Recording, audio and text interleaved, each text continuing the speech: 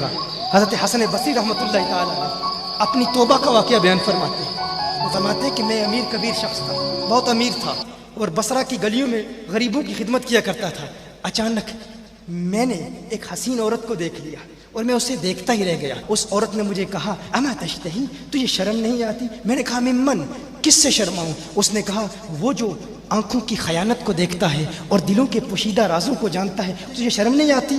تجھے حیا نہیں آتی؟ کہا اس کا جملہ تو بہت بڑا تھا۔ حسن بصری اپنی توبہ کا واقعہ بیان فرما رہے ہیں۔ فرمایا اس کا جملہ تو بہت بڑا تھا، لیکن وہ اتنی حسین تھی، ایسی خوبصورت تھی، میں پھر بھی مسلسل اسے دیکھتا رہا اور دیکھتا ہی رہ گیا۔ اور پھر آخر اس نے کہا کیوں بار بار مجھے دیکھتا ہے؟ میں نے اس عورت کو کہا کہ تیری آنکھیں اتنی خوبصورت ہیں کہ تیری جھیل جیسی آنکھوں میں ڈوبنے کا جی چاہتا ہے۔ اس عورت نے کہا اچھا تو ایسی بات کرتا ہے، تو یہاں انتظار کر۔ وہ عورت اپنے گھر میں چلی جاتی ہے۔ تھوڑی دیر کے بعد کہا میں انتظار کر رہا تھا۔ تھوڑی دیر کے بعد اس کی خادمہ آتی ہے، اس کے ہاتھ میں ایک تشت ہے اور اس تشت کے اندر اس پر ایک کپڑا ہے۔ کہا میں نے کپڑا اٹھایا تو اس میں اس کی 2 آنکھیں تھیں۔ اس نے اپنی 2 آنکھیں نکال کے اپنی خادمہ کو دے دی کہ اس کی وجہ سے اس کا دل دین سے دور ہوا ہے، مجھے یہ آنکھیں نہیں چاہیے۔ کہا اس پر ایک کاغذ تھا، کاغذ پر لکھا ہوا تھا مجھے ایسی آنکھوں کی ضرورت ہی نہیں جس سے ایک مرد فتنے میں مبتلا ہو جائے۔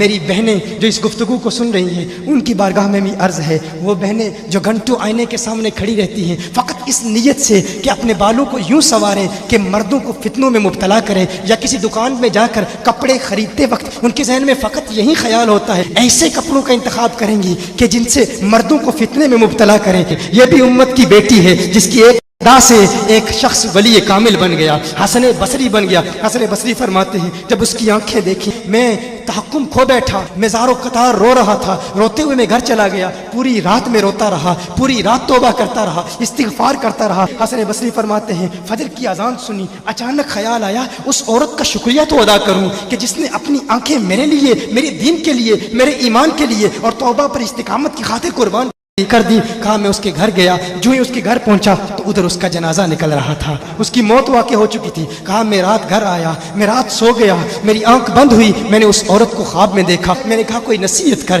اس عورت نے کہا کہ جب تنہائی میں ہو اللہ کا ذکر کرتے رہو، اور جب صبح کرو تو استغفار کرو، شام کے وقت استغفار پڑھو۔ کہا میں نے اس وقت توبہ کر لی، ایک عورت میری توبہ کا سبب بنی، ایک